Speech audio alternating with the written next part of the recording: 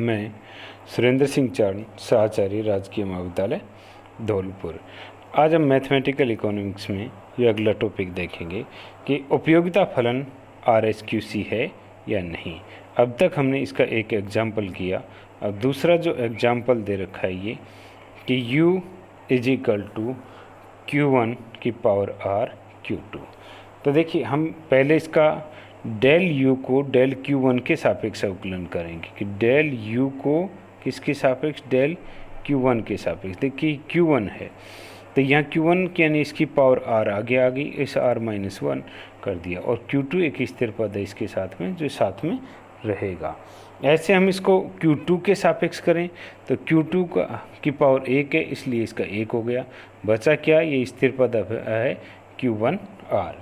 इसको स्थिर देखिए U, जैसे हम ये कहते हैं कि del U upon del Q1, तो ये Q1 परिवर्तनशील है, बाकी सब पद स्थिर है इसके अलावा। ऐसे U = डेल Q2 ले लें तब Q2 परिवर्तनशील है, बाकी सब स्थिर है। इसलिए पहले जब Q1 के सापेक्ष किया तो Q2 स्थिर था, अब Q2 के सापेक्ष किया तो Q1 स्थिर होगा। अब हम इसे लेते हैं कि Q1 को 1 के सापेक्ष, जिसको हमने 1 के सापेक्ष किया था पुनः फिर से उसको 1 के सापेक्ष करें। तो यहाँ जो हमारे पास ये जो R है ये ऐसे कैसे रह जाएगा, ये R-1 है, इसको आगे ले आए और इसकी पावर में से अब R-2, Q2 स्थिर पद है, ऐसे कैसे रह जाएगा। अब ये Q2 को है उसको 2 के सापेक्ष, और यहाँ 2 नहीं है तो इसका मतलब यहाँ पर 0 आ जाएगा। अब इसका हम तिरछा अवकलन करते हैं कि Q1 को Q2 के सापेक्ष, जिसको हमने 1 के सापेक्ष किया था पहले, उसको 2 के सापेक्ष करें तो इस 2 का 1 हो जाएगा, 1 हो जाएगा। ये Q1 R-1 बचेगा ग्रेटर देन 0। ऐसे हम इस 2 के सापेक्ष जो किया था उसको करें हम 1 के सापेक्ष, तो Q2 को Q1 के सापेक्ष, तो यहाँ Q1 की पावर R है, ये R आगे चली जाएगी और इसकी R की पावर में से 1 कम आ जाएगा, तो यहाँ इसका मान ये हो गया। अब यहाँ पर अब हम लेते हैं हेसियन सारणिक। हेसियन सारणिक में आपको पहले बताया था कि पहले क्या आता है, F11 F12 minus F1, F21 F22 minus F2, ठीक है, और माइनस F1 माइनस F2 और 0। तो ये मान, तो यहाँ क्या होगा, F11 सबसे पहले रखते हैं F11। देखिए F11 का मान है ये, तो इसको हमने यहाँ रख दिया। F12 ये रख दिया, माइनस F1, तो F1 का मान ये है, एक बार अवकलन किया हुआ क्या कहलाता है, F1, तो ये F1 के मान को यहाँ रख दिया। अब दूसरे में आता है F21 का मान ये रहा, इसको उठा के यहाँ रख दिया। 22 का 0 और माइनस Q2, तो यह F2, ये F2 का मान आ गया। इसको Q1 के सापेक्ष किया था इसलिए F1 मानते हैं, इसको Q2 के सापेक्ष किया था इसको F2 मानते हैं। अब माइनस F1 और माइनस F2, ये माइनस F1, ये माइनस F2 और ये 0। अब ये रखने के बाद हम इसको क्या करते हैं, प्रथम पंक्ति के अनुसार विस्तार करने पर, और प्रथम पंक्ति के अनुसार विस्तार आपको बताया कि ये जो हमारे पास है ये प्रथम पंक्ति कहलाती है। अब इसके अनुसार विस्तार करना है तो पहले हम इस मान को यहाँ रख दो, ये रख दिया, ठीक है।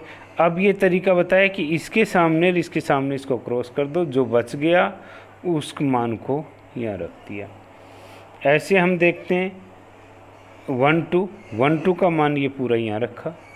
अब इसके इधर और इधर गए और जो बाकी जो बचे ये चारों, इनको यहाँ उतार दिए।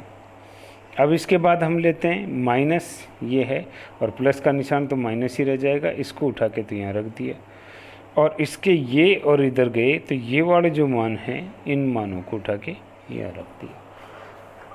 अब इन मानों को इस तरीके से हम सेट कर देंगे। अब इसके बाद है ये जो मान है इसको ऐसे कैसे रख लिया, इसको इस 0 से गुणा करो तो ये 0, और इसको इससे गुणा करो तो Q1 है, और Q1 की पावर है, देखिए Q1 और इसकी पावर R और इस Q1 की पावर R, तो गुणा करने पर पावर जुड़ती है यानी R प्लस R, तो Q1 की पावर क्या हो जाएगी, Q1 की पावर 2R, तो यहाँ Q1 की पावर हमने क्या लिखी है, देखिए यहाँ जो इसका गुणा किया है तो गुणा करके इसकी पावर लिखिए 2R।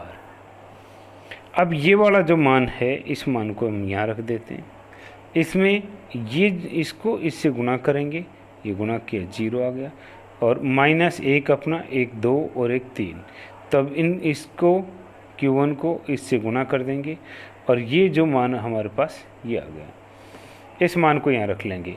इसके बाद तीसरा जो लेते हैं कि ये मान जो दिया हुआ है हमारे पास RQ1 R-1, इस मान को यहाँ रख दिया और यहाँ Q1 0, इसको इससे गुणा कर देंगे, तो इससे इस गुणा करने के ऊपर ये मान हमारे पास ये आता है।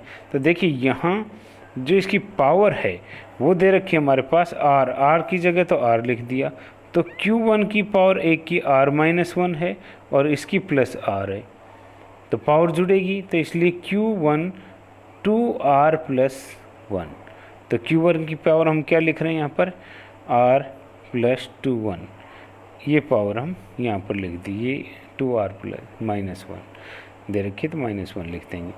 अब हम क्या करेंगे, ये जो मान दे रखा है R-1, इसको इससे गुणा कर देंगे मान से, तो गुणा करने पर हमारे पास इधर माइनस का निशान है और यहाँ पर प्लस का निशान है, तो ये किसका आ जाएगा, माइनस का, ये मान माइनस का आ गया। यहाँ जो पावर है देखिए, ये पावर है Q1 की पावर R-2 है और इस Q1 की पावर क्या है +2R, तो Q1 की पावर क्या होगी 3R-2, तो यहाँ इसकी पावर क्या रहेगी 3R-2 और Q1 2 की जगह Q2 रह जाएगा। अब इसको इस मान को Q1 - R और इसको इससे गुणा कर दें, तो R को गुणा किया तो ये R² आ गया, ठीक है। इनकी पावर को, इसको R-1 है, इसकी पावर है 2R-1 है, तो यहाँ R-1 और यहाँ पर +2R-1, तो ये दोनों जुड़ के तो क्या हो जाएंगे 3R, माइनस माइनस के जुड़ के 2, तो इसकी पावर ये हमारे पास 3R-2 हो गई। यहाँ ऐसे हम इसकी पावर भी करें R तो R² हो गया, Q1 इसकी पावर को जोड़ा तो 3R-1 हो गया।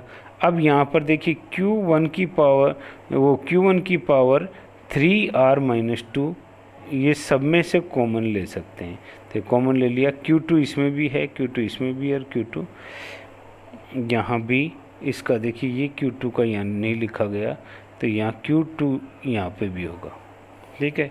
तो इस Q2 के मान को कॉमन ले लिया, तो ऐसी स्थिति में हमारे पास अब क्या बचा, यहाँ पर R, इसमें तो माइनस का R, ये माइनस R, एक तो बाहर ले लिए, ये लिए, तो ये माइनस बचा, माइनस ने इसको क्या कर दिया -R और इस माइनस को प्लस कर दिया। देखिए ये जो माइनस है बाहर, ये माइनस, ये अंदर जाने से इसको R को माइनस कर दिया और 1 को प्लस कर दिया, तो ये 1 प्लस हो गया। यहाँ R 1 और 1 2 R, तो इस R से ये R कैंसिल, तो 1 + R, यानी BHD का मान हमारे पास ये आ गया। तो अब हम इसमें क्या कह सकते हैं कि BHD > 0, F11 <0, यदि R का मान 1 से कम हुआ तो ये <0 आएगा, और F22 नो <0, तो यहाँ कंडीशन क्या हुई, केवल BHD पॉजिटिव है और F11 F22 नो <0, तो ऐसी स्थिति में उपयोगिता फलन क्वासी कॉनकेव होगा, RSQC नहीं।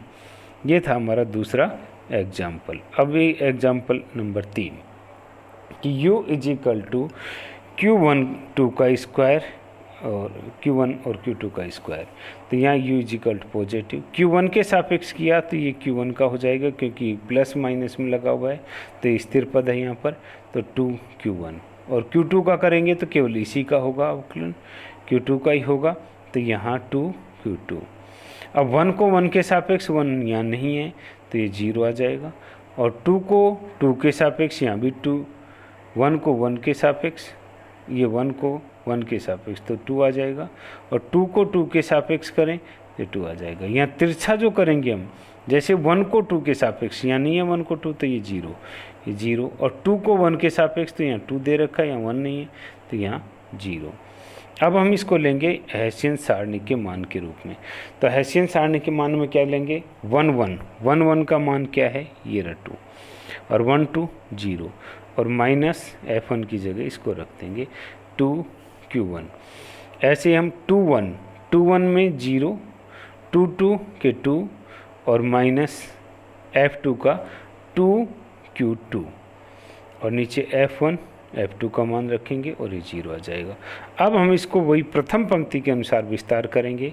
तो प्रथम पंक्ति होगी हमारी ये, तो यहाँ क्या करेंगे, 2 को रख दिया, इधर से ये संख्याएं चलेगी, तो जो बचा जो ये मान है वो हमने यहाँ रख दिया। ऐसे हम इसको क्या करेंगे, 0 0, ये चला गया, ये चला गया, ये दोनों को यहाँ रख दिया।